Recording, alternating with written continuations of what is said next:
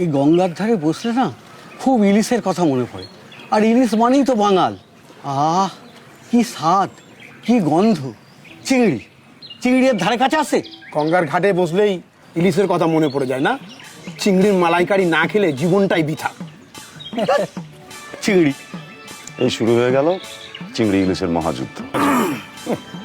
আরে বাবা, আপনারা যে দুটো নিয়ে এত লড়াই করছেন, সে দুটো মাছই বাংলা এখন আমদানি করে ভিন্ন রাজ্য থেকে।